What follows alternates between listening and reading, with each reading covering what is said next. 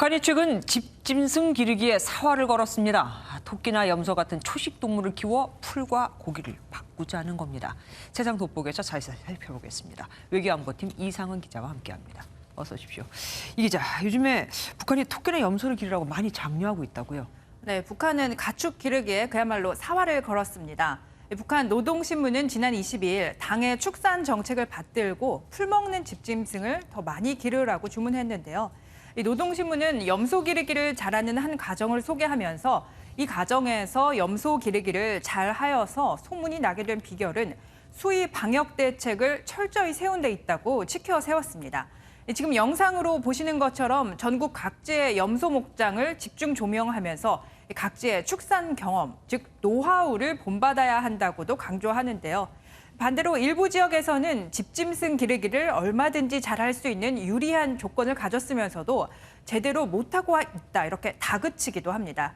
염소뿐 아닙니다. 또 토끼 키우기에는 학생들을 적극 이용하고 있는데요. 2019년 북한에서 가장 많이 생산된 육류는 토끼고기로 생산량은 16만 6,900톤으로 집계됐습니다. 청년 동맹위원회 소속 청년들이 학교에 파견돼서 토끼 사육법을 가르치는가 하면 평안북도에서는 한 학교당 토끼 1,000마리 키우기 운동도 벌일 정도입니다. 학생들까지 동원을 한다고요?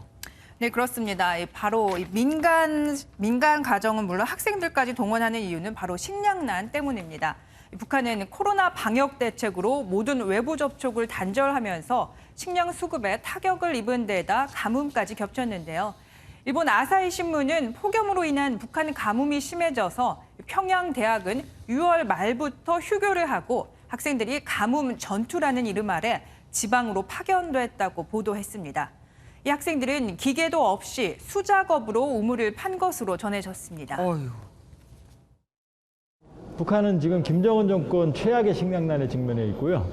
대략 북한 주민 전 주민의 한 3개월치 정도의 식량이 부족한 상황입니다. 그렇기 때문에 네, 식량난이 심각하니 비싼 곡물 사료를 먹일 필요 없이 풀을 뜯어먹고 자라는, 그러니까 사육 비용이 적게 드는 염소나 토끼 사육을 적극 독려하는 겁니다. 네. 오늘 통일연구원 발표에 따르면 올해 북한의 시장 소비자 물가지수는 전년보다 17.2% 급등했고 농산물 가격은 무려 122.7% 상승했습니다.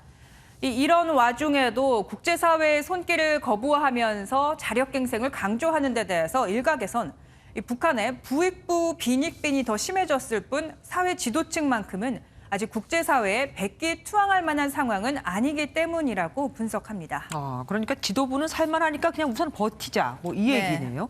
그런데 이 기자, 청년들까지 축산을 하겠다고 하던데 뭐 귀농을 하겠다는 것도 아니고 뭡니까? 네, 노동신문은 세포지구 축산기지로 가겠다면서 탄원하는 청년들이 줄을 잇는다고 전했습니다. 청년들이 줄이어 진출을 희망한다는 세포지구 축산기지는 대초원으로 전체 면적은 광주광역시와 비슷한 규모인데요.